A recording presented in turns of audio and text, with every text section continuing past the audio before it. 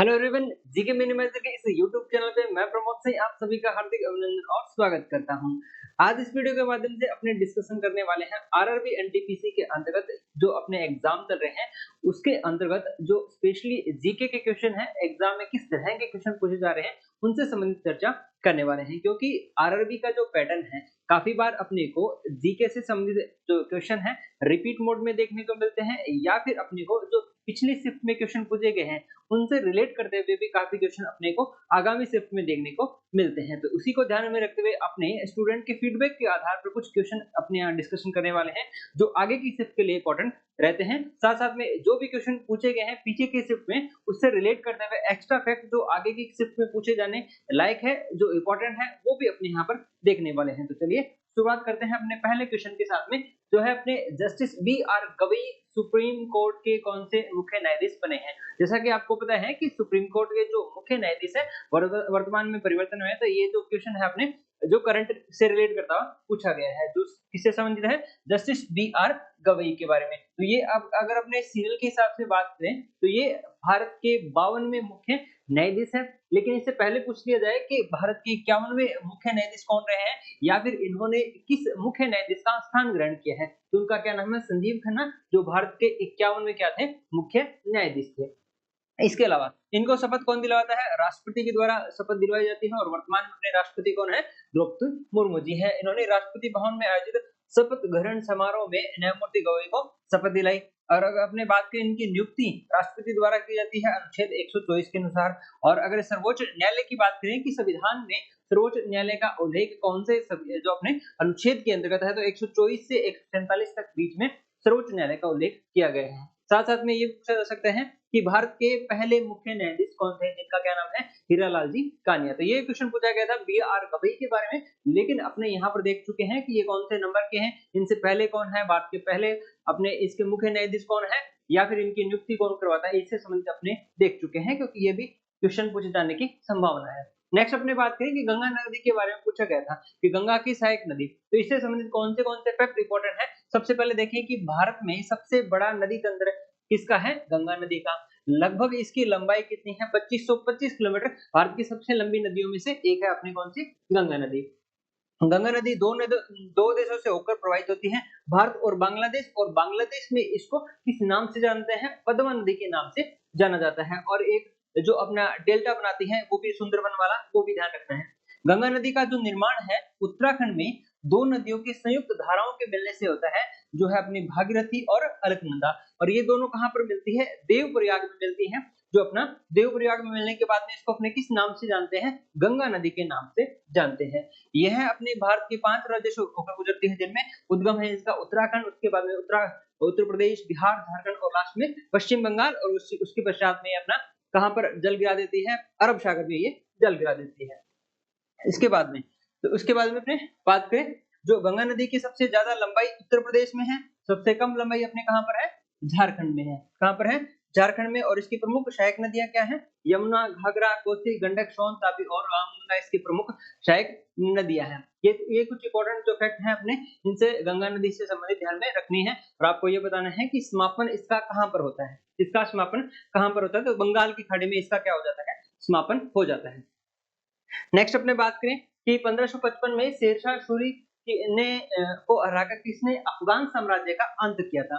1540 से लेकर 1555 का जो टाइम है ये हुमायूं का निर्वासित काल के नाम से जानते हैं। उस समय तत्कालीन यहाँ पे रूलर कौन था, शेरशाह सूरी। लगभग 1540 से 1555 के बीच में किसका शासन था, शेरशाह सूरी का। लेकिन 1555 के बाद में हुमायूं ने शेरशाह सूरी के उत्तराधिकारियों को हराकर अफगान साम्राज्य का अंत किया और मुगल साम्राज्य को फिर से स्थापित किया था। 1540 से 1555 का जो निर्वासित जो काल है हुमायूं का, उसके अंतर्गत किसने शासन किया था, शेरशाह सूरी ने। लेकिन 1555 में जो शेरशाह सूरी के उत्तराधिकारी थे उनको हराकर वापस से जो अपने स्थान किसने स्थापित, ये मुगल राज्य को स्थापित किसने कर लिया था, हुमायूं ने स्थापित कर लिया था। अब दो यहाँ पर युद्ध इंपॉर्टेंट है जो कि शेरशाह और हुमायूं के बीच में लड़े गए हैं इससे संबंधित। पहला है चौसा का युद्ध, इसमें भी कौन जीता था, शेरशाह सूरी। दूसरा था कनौज का युद्ध, यह था 1540, या फिर जिसे अपने बिलग्राम के युद्ध के नाम से जानते हैं।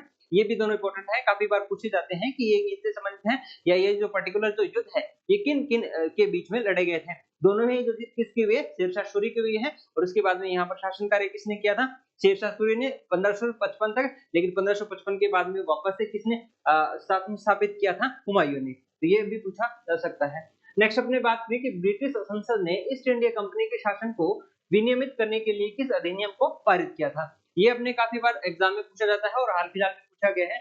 जो ईस्ट इंडिया कंपनी के शासन को स्थापित करने के लिए जो कुछ एक्ट हैं, मुख्य मुख्य जो एक्ट है उनके बारे में देख लेते हैं। सबसे पहला है क्या, एक रेगुलेटिंग एक्ट जो है 1773 ईस्वी का, ब्रिटिश संसद के द्वारा पारित किया एक अधिनियम है जिसका उद्देश्य भारत में ईस्ट इंडिया कंपनी को शासन को विनियमित करना और नियंत्रित करना था। जो अपनी युद्ध 1773 के बाद में यहाँ पर जो मुख्य रूप से जो शासन कार्य संभाल कौन रहा था, ब्रिटिश एम्पायर के द्वारा संभाला जा रहा था। उसी के अंतर्गत एक प्रमुख रूप से जो एक्ट पारित किया गया 1773 के बाद में, बक्सर और प्लासी के युद्ध के पश्चात में मुख्य रूप से यहाँ का जो कंट्रोल है किसके पास चला गया था, अंग्रेजों के पास। उन्हीं के द्वारा एक जो एक्ट पारित किया गया उसे अपने 1700 रेगुलेटिंग एक्ट 1773 के नाम से जानते हैं। ठीक इसी तरह से एक है दूसरा पिट्स इंडिया एक्ट जो 1784 में, इसे ईस्ट इंडिया कंपनी एक्ट 1784 भी कहा जाता है। ब्रिटिश संसद के द्वारा 1773 के रेगुलेटिंग एक्ट की खामियों को दूर करने के लिए पारित किया गया है। जो भी यहाँ पर पहला जो रेगुलेटिंग एक्ट जारी किया गया था उसकी कमियों को दूर करने के लिए एक और एक्ट लाया गया था अंग्रेजों के द्वारा या फिर ईस्ट इंडिया कंपनी के द्वारा, जिसे अपने पिट्स इंडिया एक्ट के नाम से जानते हैं। इस अधिनियम के परिणाम स्वरूप भारत में ब्रिटिश संपत्ति पर ब्रिटिश सरकार और कंपनी का दोहरा नियंत्रण हो गया था और अंतिम अधिकार सरकार के पास रहा। यह अधिनियम कब तक प्रभावी रहा था, 1858 तक रहा था, जब तक यहाँ पर जो ईस्ट इंडिया कंपनी का शासन कार्य संचालित रहा था। उसके बाद में डायरेक्ट किसके पास चला गया था, इंग्लैंड की महारानी के पास में भारत का शासन कार्य चला गया था। अब 1857 की क्रांति के बाद में एक और अधिनियम लाया गया जो है अपने एग्जाम के हिसाब से इंपोर्टेंट है कि भारत सरकार अधिनियम 1858। यह महत्वपूर्ण अधिनियम था जिसने भारत में शासन प्रणाली में ईस्ट इंडिया कंपनी से ब्रिटिश क्राउन को स्थानांतरित किया। 1857 की क्रांति के बाद में जो यहाँ का शासन कार्य है किसके हाथ में चला गया था, ब्रिटिश क्राउन के पास में। इस अधिनियम ने भारत के गवर्नर जनरल के पद को बदलकर भारत का वायसराय कर दिया और वायसराय को ब्रिटिश भारत का प्रत्यक्ष प्रतिनिधि बनाया गया और भारत सचिव का भी पद यहाँ पर सृजित किया गया था। तो ये इसके अलावा एक भारत सरकार अधिनियम जो 1935, ये कुछ प्रमुख जो अधिनियम है जो अपने एग्जाम के हिसाब से इंपॉर्टेंट है। नेक्स्ट अपने बात करें 106वां संविधान संशोधन। 106वां संविधान संशोधन हर शिफ्ट में क्वेश्चन पूछे जाने की संभावना है। लास्ट शिफ्ट में भी क्वेश्चन पूछा गया था 97वें संविधान संशोधन से संबंधित, और इस शिफ्ट में क्या पूछा गया 106वां जो नवीनतम अपना संविधान संशोधन उससे संबंधित। देखिए 106वां जो संविधान संशोधन है यह अधिनियम के अंतर्गत लोकसभा और राज्य विधानसभाओं में महिलाओं को 33% आरक्षण प्रदान करने का प्रावधान किया गया है। और इसके अलावा इसके प्रावधान के अनुसार यह उस तारीख से लागू होगा जो केंद्र सरकार आधिकारिक राजपत्र में अधिसूचना द्वारा निर्धारित करेगी। और इसे किस नाम से भी जाना जाता है, नारी शक्ति वंदन अधिनियम के नाम से जारी किया जाता है। तो किसने कहा था इसको, नारी शक्ति वंदन अधिनियम के नाम से प्रधानमंत्री नरेंद्र मोदी ने इसको संबोधित किया था। इस अधिनियम के प्रावधानों के अनुसार लोकसभा और विधानसभाओं में महिलाओं के लिए कोटा जो कितने वर्ष तक, 15 वर्ष तक जारी रहेगा और संसद बाद में इस लाभ की अवधि को बढ़ा भी सकता है। शुरुआती में 15 साल तक रहेगा लेकिन उसके बाद में इसको बढ़ाया भी जा सकता है। तो 106वां संविधान संशोधन किससे संबंधित है, अपना महिलाओं को 33% आरक्षण, इसमें लोकसभा और राज्य विधानसभाओं में महिलाओं की भागीदारी सुनिश्चित करने के लिए यहाँ पर यह प्रावधान लागू किया गया 33% आरक्षण। इसको नारी शक्ति वंदन अधिनियम भी कहा गया है। तो शुरुआत में ये 15 वर्ष तक है लेकिन इसको बाद में भी एक्सटेंड किया जा सकता है। अब अपने कुछ प्रमुख संविधान संशोधन की बात करें जो अपने एग्जाम के हिसाब से इंपोर्टेंट है, काफी बार पूछे भी जाते हैं, वो देख लेते हैं। सबसे मेन इंपोर्टेंट है जो अपने बार बार रिपीट मोड में देखने को मिलते हैं। सबसे पहला जो संविधान संशोधन हुआ है 1951 में। उसके बाद में नेक्स्ट जो अपना संविधान संशोधन इंपॉर्टेंट है वो है अपना 7वां संविधान संशोधन जो कि 1956 में हुआ है। 21वां, 71वां और 92वां, ये तीनों जो अपने भाषा से संबंधित हैं और तीनों पूछे जा सकते हैं, तीनों इंपॉर्टेंट है। इसके अलावा सबसे मोस्ट इंपोर्टेंट की बात करें 42वां संविधान संशोधन, 44वां संविधान संशोधन, 52वां संविधान संशोधन जो कि 1985 है, 73वां और 74वां जो संविधान संशोधन 1992 है, 86वां संविधान संशोधन जो कि 2002 का है, 57वां संविधान संशोधन जो कि 2011 का है। और ये इंपॉर्टेंट है क्योंकि लास्ट शिफ्ट में भी पूछा जा चुका है। 100वां संविधान संशोधन जो कि 2015 का है, 101वां, 103वां और 106वां, ये कुछ प्रमुख जो संविधान संशोधन है एग्जाम के हिसाब से ये आपको देख के जाने हैं, आगे की शिफ्ट में पूछे जा सकते हैं। नेक्स्ट क्वेश्चन पूछा गया था महानदी से संबंधित। महानदी से संबंधित कुछ इंपॉर्टेंट अपने फैक्ट की बात करें, यह नदी छत्तीसगढ़ के रायपुर जिले से निकलती है, बंगाल की खाड़ी में गिरने से पहले लगभग 851 किलोमीटर लंबी है, बहती है, या फिर इसकी कुल लंबाई है। अलग-अलग डेटा है, लेकिन अपने 851 जो ऑथेंटिक डेटा इसका मान सकते हैं इसकी लंबाई के बारे में। इसकी कुछ प्रमुख सहायक जो नदियां हैं, शिवनाथ है, जोंक है, हसदेव है, मांड है, ईब है, ओम है और तेल है। ये कुछ प्रमुख इसकी सहायक नदियां हैं। और लेकिन इससे भी इंपॉर्टेंट ये है जो हीराकुंड बांध है, ये कौन सी नदी पर बना हुआ है, ये है अपनी महानदी। तो महानदी से संबंधित 3 से 4 फैक्ट अपने इंपॉर्टेंट बनते हैं एग्जाम के हिसाब से, वो अपने यहाँ पर देख चुके हैं। नेक्स्ट अपने बात करें कि केंद्रीय खेल मंत्री मनसुख मंडाविया के द्वारा मार्च 2025 में भारत की ओलंपिक तैयारियों के लिए 2 दिवसीय चिंतन शिविर का आयोजन कहां पर किया गया था। तो केंद्रीय खेल मंत्री कौन है, सबसे पहले तो ये ध्यान रखना है मनसुख मंडाविया, इनके द्वारा 7 से 8 मार्च को हैदराबाद में, कहां पर, हैदराबाद में उच्च स्तरीय चिंतन शिविर की अध्यक्षता की गई थी, जिसमें 2028 के लॉस एंजल्स ओलंपिक और 2036 के ग्रीष्मकालीन खेलों की मेजबानी के लिए भारत की महत्वाकांक्षी बॉलीवुड रणनीति ध्यान केंद्रित किया गया था। तो ये भी पूछा जा सकता है। सबसे पहले 2 फैक्ट अपने इंपॉर्टेंट है, एक अपने केंद्रीय खेल मंत्री कौन है, और ये जो मीटिंग हुई है कहां पर आयोजित हुई है, हैदराबाद में 7 से 8 मार्च तक आयोजित हुई है, आगे के भविष्य की तैयारियों के संदर्भ में। नेक्स्ट अपना हेल्ड बुक के लेखक, हेल्ड बुक के जो लेखक है एनी माइकल्स हैं, और ये जो एक लेखक और कवि हैं। ये तो शिफ्ट में लास्ट शिफ्ट में पूछा गया है कि हेल्ड बुक के लेखक कौन है, लेकिन कुछ चर्चित जो पुस्तकें हैं एग्जाम के हिसाब से वो अपने देख लेते हैं जो आगे के लिए इंपॉर्टेंट है। सबसे पहले है वाई भारत मैटर्स, जो कि अपने जो विदेश मंत्री है एस जयशंकर के द्वारा लिखित है, काफी बार एग्जाम में पूछी भी जा चुकी है। सबसे इंपॉर्टेंट आपने कि वाई भारत मैटर्स किसकी है, एस जयशंकर की। इसके अलावा एक मुंबई नाइट्स है जो कि संजीव पालीवाल के द्वारा रचित है। राम मंदिर ट्रस्ट मंदिर एक शादी विरासत है, जो कि गीता सिंह और आरिफ खान भारती के द्वारा लिखी गई है। मुझे राष्ट्रपति पद से हटाने की साजिश, ये किसकी है, श्रीलंका के जो पूर्व राष्ट्रपति हैं गोटबाया राजपक्षे के द्वारा एक पुस्तक लिखी गई जिसका क्या नाम है, मुझे राष्ट्रपति पद से हटाने की साजिश। एक है अपने लोकतंत्र का विचार जो कि सैम पित्रोदा की है। सोर्स कोड मेरी शुरुआत जो कि बिल गेट्स की, इंपॉर्टेंट है अपने लिए। और एक है माँ मरियम मेरे पास आती है, जो कि अरुंधति रॉय की है। कुछ चर्चित किताबें हैं और एग्जाम के लिए हिसाब से इंपॉर्टेंट भी है, वो अपने यहाँ पे देख चुके हैं। नेक्स्ट अपनी केंद्रीय महिला एवं बाल विकास मंत्री कौन है, अन्नपूर्णा देवी ने महिलाओं की स्थिति पर आयोजित CSW के 69वें सत्र में कहां पर भारतीय प्रतिनिधियों का नेतृत्व किया था।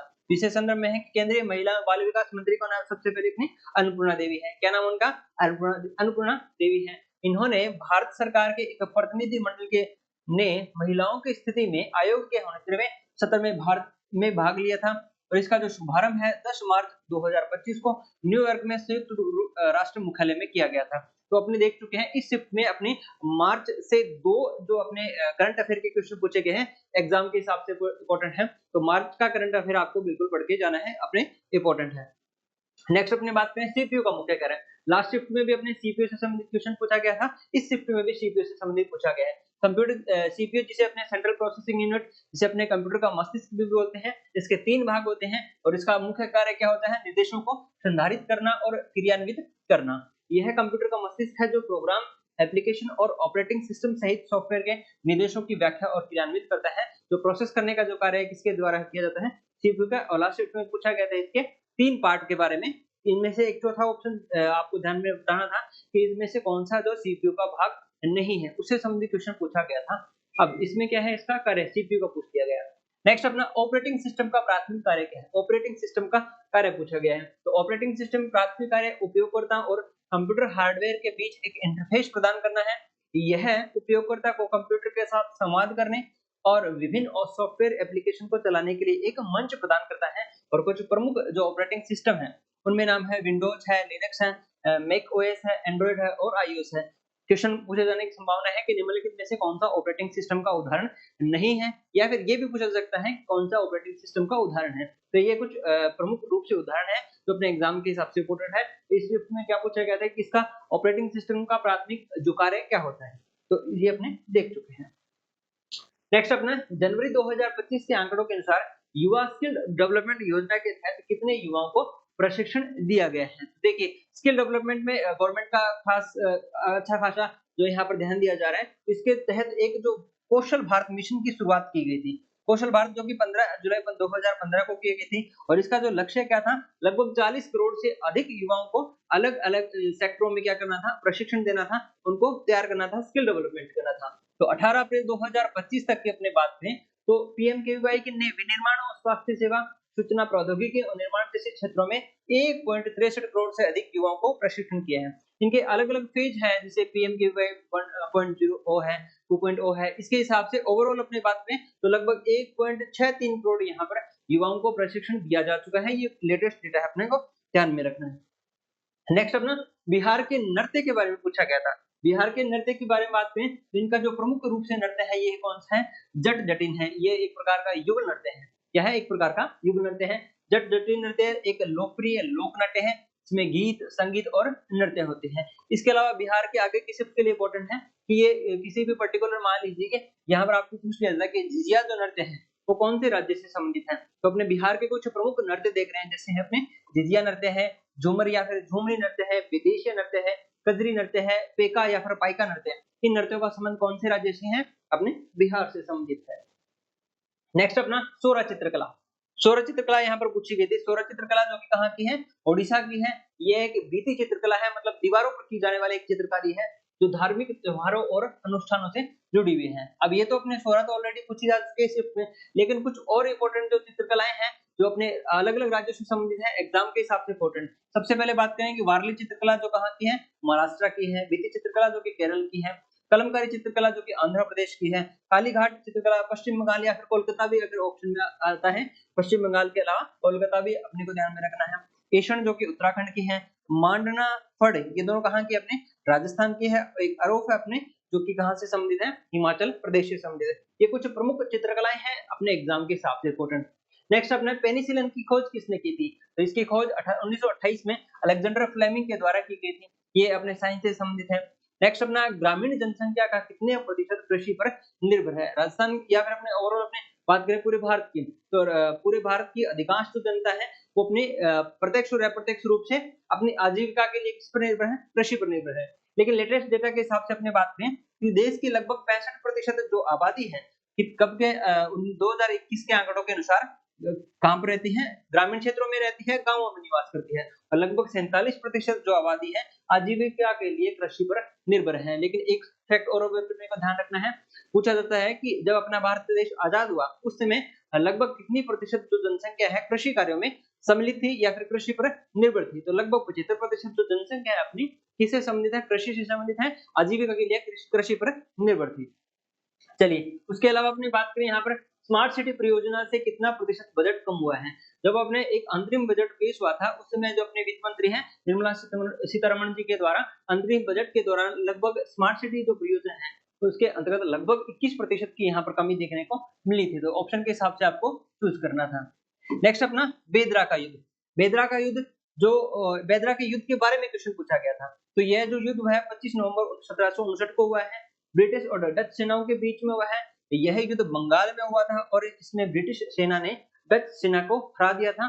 तो इस युद्ध में ब्रिटिश ईस्ट इंडिया कंपनी की जीत हुई, जिससे भारत में ब्रिटिश शासन मजबूत हुआ था। क्योंकि अंग्रेजी या फिर कोई भी बात करें, बाहरी जो यहाँ पर सेना आई है या फिर बाहरी जो विदेशी जो यहाँ पर आए हैं उनका जो प्रमुख कार्य है या फिर उनका मेन जो फोकस था बंगाल था। लेकिन यहाँ पर पहले से कौन थे, डच थे। अंग्रेज आने के बाद में डचों को अंग्रेजों ने हरा दिया और अपना शासन कार्य यहाँ पर संचालित किया या फिर अपना प्रभुत्व स्थापित किया था। नेक्स्ट अपने बात करें, एक क्वेश्चन पूछा गया था अपने शॉर्टकट की के बारे में, कंट्रोल प्लस F2 के बारे में। लेकिन अभी अपने देख लेते हैं जो अपने फंक्शन की होती है F1 से F12 तक, इनसे संबंधित जो शॉर्टकट कीज होती है एग्जाम के हिसाब से उनमें कौन सी ध्यान में रखनी है। सबसे पहले F1 होती है, वो किससे संबंधित है, हेल्प मेन्यू के लिए होती है। F1 हेल्प मेन्यू के लिए। कंट्रोल प्लस F1 है जो कि show hide common menu option Excel and Word और एक्सेल में क्या करने के लिए अपने को शो और हाइड करने के लिए होती है। नेक्स्ट अपने F2 जो कि रीनेम से संबंधित है। इसके अलावा एडिट जो अपने एक्सेल होता है और इसमें सेल में अगर कुछ एडिट करना हो तो भी अपने किसका यूज करते हैं, F2 का यूज करते हैं। इसके अलावा अपने बात करें यहाँ पर कंट्रोल प्लस F2 जो कि एग्जाम में पूछा गया था, कंट्रोल प्लस F2 शो ए प्रिंट प्रीव्यू इन वर्ड। वर्ड में अगर आपको प्रिंट प्रीव्यू देखना है तो अपने किसका यूज करते हैं, कंट्रोल प्लस F2 का यूज करते हैं। इसके अलावा होते हैं Alt प्लस F4, एक्टिव जो विंडो होती है उसको बंद करने के लिए जो शॉर्टकट की काम में लेते हैं अपने कंट्रोल Alt प्लस F4 लेते हैं। F5 जो अपने रिफ्रेश के लिए लेते हैं। F5 जो अपने पावर पॉइंट में अगर स्लाइड शो है उसको स्टार्ट करना होता है तब भी अपने F5 का यहाँ पर यूज करते हैं। F7 की बात करें तो स्पेलिंग एंड ग्रामर जो चेक होता है वो किससे संबंधित है, अपने F7 से संबंधित है। इसके अलावा F8 की बात करें, जब वर्ड में अपने कार्य कर रहे हैं तो F8 के द्वारा जो भी पर्टिकुलर जो वर्ड होता है जहां पर अपना कर्सर होता है उसको अपने सिलेक्ट करने के लिए किसका यूज करते हैं, F8 का यूज करते हैं। इसके अलावा कंट्रोल प्लस F10 है, जो अपने मिनिमाइज या फिर मैक्सिमाइज करना हो तो अब अपने F10 का यूज करते हैं वर्ड में।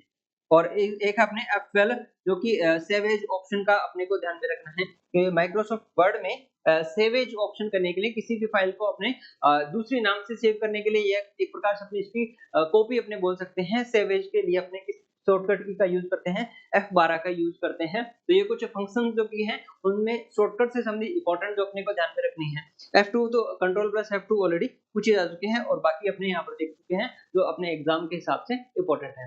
नेक्स्ट अपने बात करें आवर्त सारणी के बारे में पूछी गई है। तो आवर्त सारणी जो तत्वों की परमाणु संख्या के बढ़ते क्रम में व्यवस्थित किया गया है। आवर्त सारणी दी किसने थी स्टार्टिंग में, दिमित्री मेंडेलीव के द्वारा यहाँ पर सन 1869 में आवर्त सारणी का निर्माण किया गया था, इनके द्वारा बनाई गई थी।